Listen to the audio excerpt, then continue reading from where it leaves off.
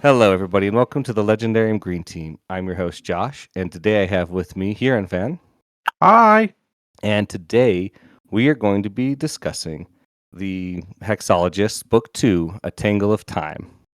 We're very excited about this, but we did get an arc, and we just wanted to say that the views and opinions are ours. We want to thank NetGalley, of course, for giving us this book to review it ahead of time. We want to thank Josiah Bancroft, of course, for writing the book, and that was an excellent job. And we're going to do a little spoiler-free section first, and then we'll get into our spoilers.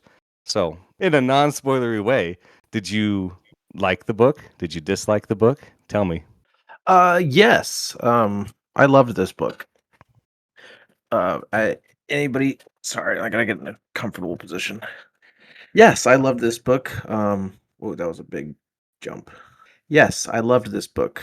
Anybody who listened to our last episode learned how much of a Josiah Bancroft fan I am. And I don't remember, I didn't recently listen to our last episode, but uh I don't remember how much I liked it compared to his books of Babel, which I was also a massive fan of. But considering this book and the next one, by the end, I think this might be, like overcome Babel as my favorite series of his. He only has the two, but yeah, he's quickly becoming one of my favorite authors. That isn't to say that I didn't have a few problems. I did have a few problems. Um, and right now, I don't think I could tell you if I preferred the first book or the second book. But up until a certain point near the end of this book, I was certain that I was liking this one more, at least. How about you? Interesting.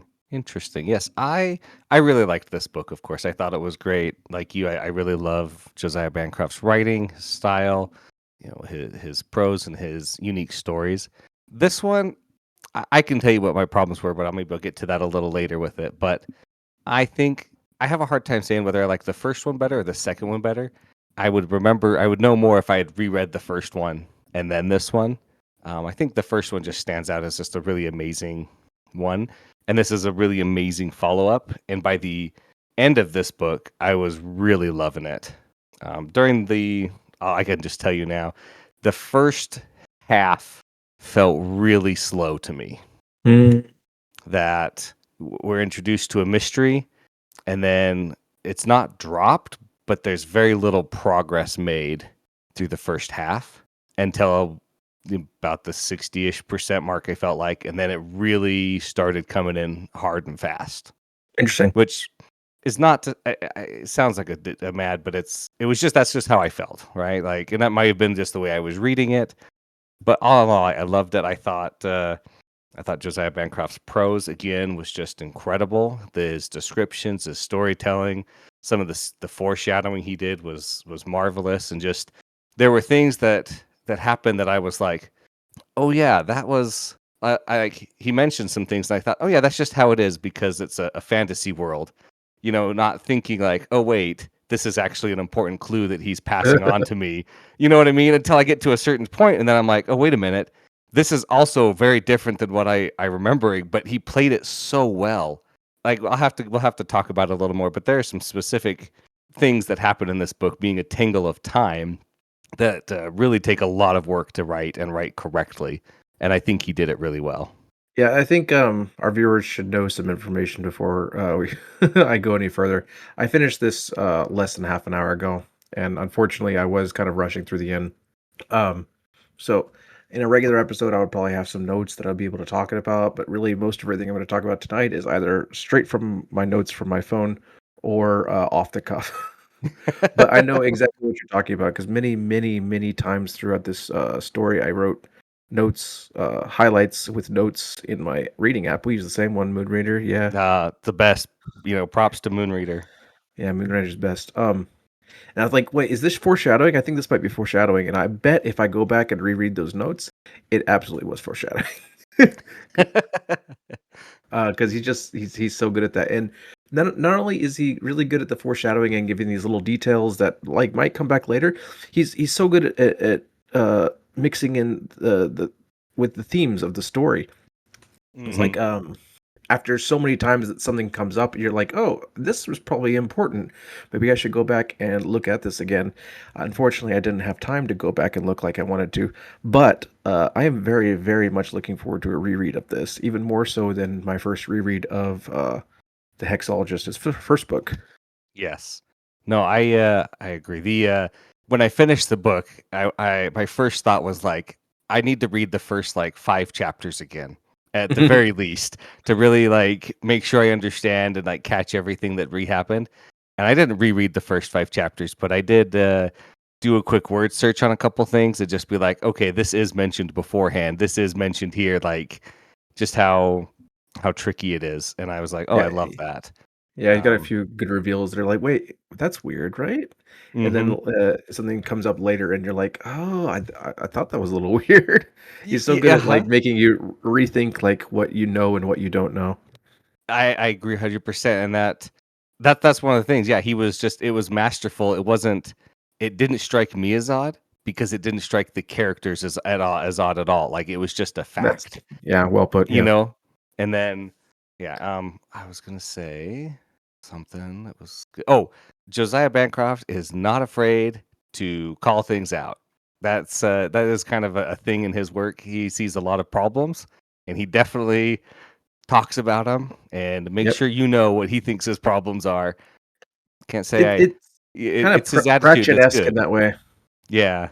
Mhm. Yeah. I picked up quite a few Pratchettisms, and I think around 60% of through this one, I was thinking like, "What is this book about?" Like, I'm not sure, and then, like, almost immediately after I thought that, things started lining up in my mind. Oh, I'm like, "Oh, it's about this, and it's about this, and it's about this," and it was so masterfully done. It was. I really think the 60% mark is the turning point in this book. No, I wish it was earlier, but that's where it is for me. But let's see, spoilery thing. Anything non-spoilery that you want to say besides that everybody should go, buy and read this book when it comes out. No, like, I thought the same thing about the first book, and then other people read it, and they're like, "Yeah, it's fine." Like, "What? How could you think it's just fine?"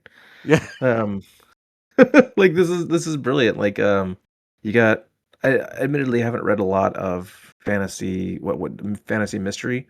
Would you Hmm. put this in the category? I read what was the first Shadow of the Leviathan book? The Tainted Cup. Tainted Cup. I there's a lot of similarities there, and I think that's actually a brilliant book, and people should go read it, but I think this kinda blows that out of the water. Really? Really? I Yeah, haven't read that absolutely. one yet, so that's exciting. Like I said, like, read the Tainted Cup, it's very good, but, when I read the Tainted Cup, I kept thinking, "Oh, man, this makes me wanna read the Hexologist," and so, as soon as I finished that, I read the Hexologist again. But, That's good. like, I'm not really into cozy fantasy, what people say, but, like, for me, this is cozy. Like, this follows 2, like, characters that I just love to be with. Um, they they have such great characterization and the way that they appear on the page and their love for each other. It gives me a warm feeling. And not to mention like they're lighthearted, and they're not afraid to go into like deeper subjects and darker things. But just being with these 2 people that I've grown to love and I feel like I understand them is just been, for lack of better word, and cozy. It is. Yes. No, I agree. He's done another masterful job of giving us 2 characters that are so easy to love and so easy to get to know and to feel like you can talk to them and know what they're doing and what they're about. Um, but Oh, let's wait. one more. I gotta mention the pros. I haven't even mentioned the pros. You've mentioned it Oh, before, and I didn't. I'm the pros guy. you're the pros This guy. Yeah, like I'm not the Bancroft. pros guy. I like anybody who's read Bancroft knows how good he is. But like, it's just he's knocking it out of the park every single time. Like the first words in this book I highlighted. I'm like, wow, this is good stuff.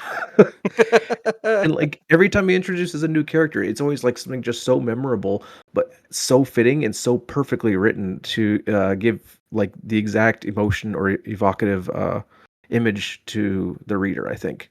So thank Hmm. you, Mr. Bancroft. All Yes, right, he has done a great work. Kieran, last thing I'm going to ask you. Out of 5 stars, how many stars? 0.